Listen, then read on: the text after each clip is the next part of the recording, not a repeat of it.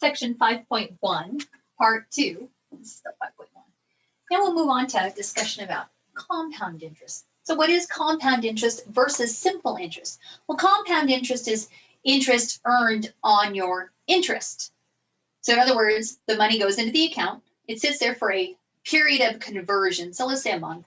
At the end of a month, the interest is actually figured out for that month, added in, and then the new total is reinvested for the next month. Interest is earned again, added on, invested again for the next month. So the interest is actually earning interest. So it definitely works in your favor. You get more money out of it.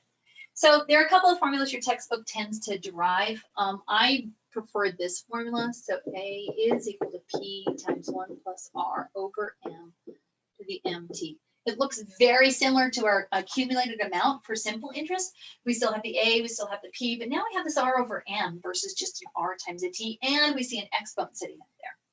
The alphabet soup is the same as it was last time, though. A is going to be the amount at the end, the accumulated amount at the end. P is the amount at the beginning, the principal. The amount at the beginning. R is still your interest rate, and it just still needs to be as a decimal. Rate. M is the new one, and it is the conversion period. And then we're going to go through a couple of these just so we can get an idea about what conversion period means. What that means is how often it's compounded in 1 year.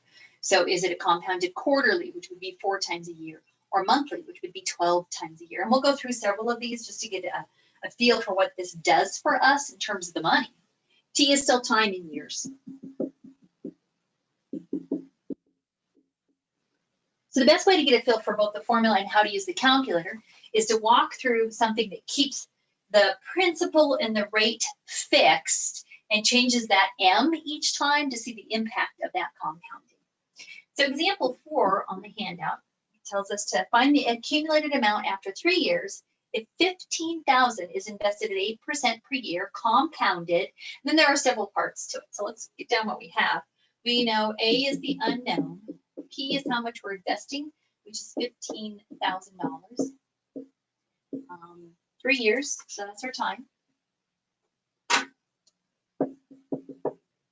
And the rate of interest is 0.08%. So part A is asking us to do it annually. So we're going to compound this annually. And what that means is that at the end of each year, and annual is a year, the interest is added on, reinvested for the next year, added on, reinvested for the next year. So annually implies that M is 1. So our conversion period is just once a year. So our amount is going to be the 15,000 times 1 plus our interest rate of 0.08 divided by 1 to the 1 times 3 as an exponent. So again, I'm using our compound interest formula, but M is a 1. So we'll run that through the calculator. You should be able to run it through just like it stands without any issues whatsoever. Make sure up here in the exponent, you're multiplying those together as an exponent.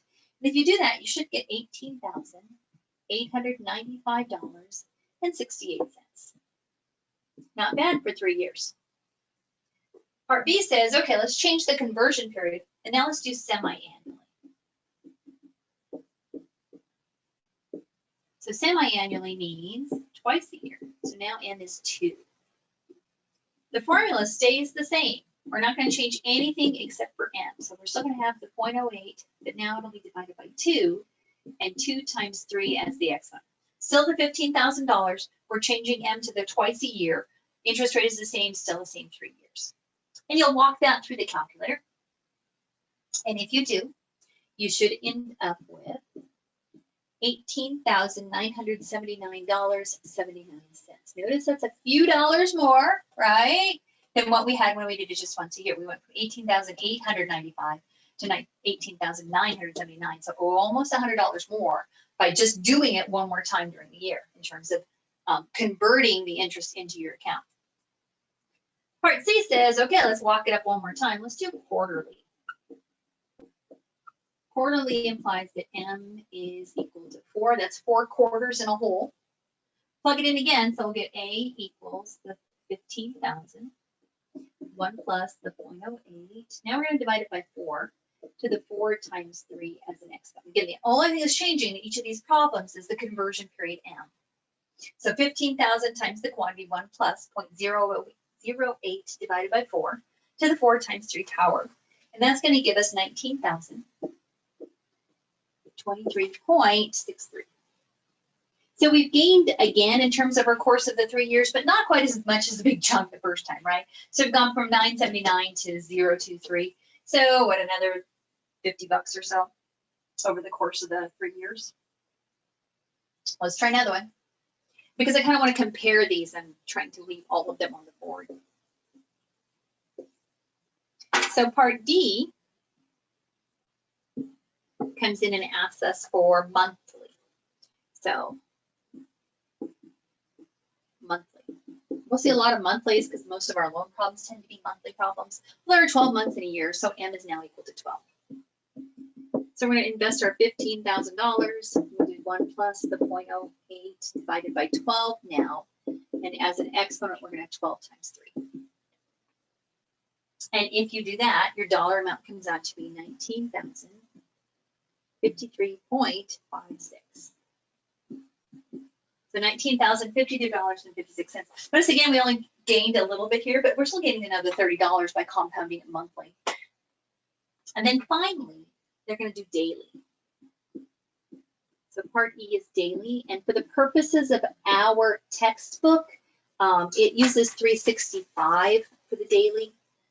So N equals 365. An interesting note is that banks tend to use 360. That's like those government holidays. But we'll use 365.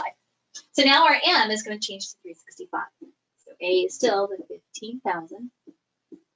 1 plus 0.08 divided by 365 to the 365 times 3 years. Still just straight plug and chug on the calculator. And if you do that correctly, you get $19,068.20. And there it is.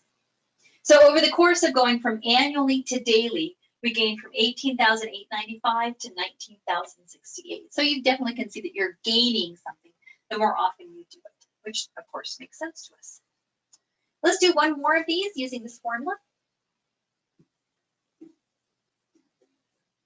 We're going to go do a present value. In other words, if we know the amount of money we need at the end, how much do we have to invest in the beginning so that it grows to that amount by the end of time? So this will be example 5.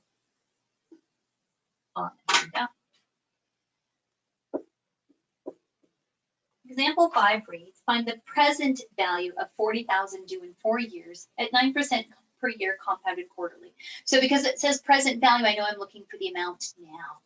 So A is how much I need at the end of time, which is 40,000. So it might be that I'm saving up to buy something at that amount of time.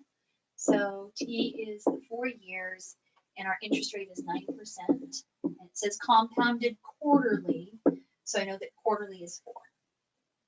Back to our compound interest formula.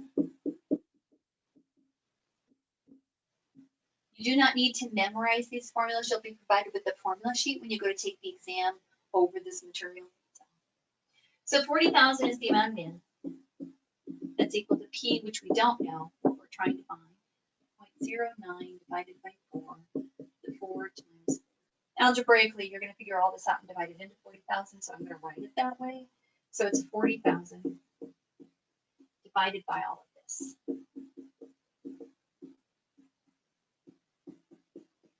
You should be able to do it directly into your calculator. Make sure you put a set of parentheses around the entire denominator for the calculator to do things in the correct order. And if you do that, you should get $28,018.63. The $28,018.63 will grow to $40,000 if it's invested at 9% compounded quarterly for 4 years. So we've solved for each one of these unknowns.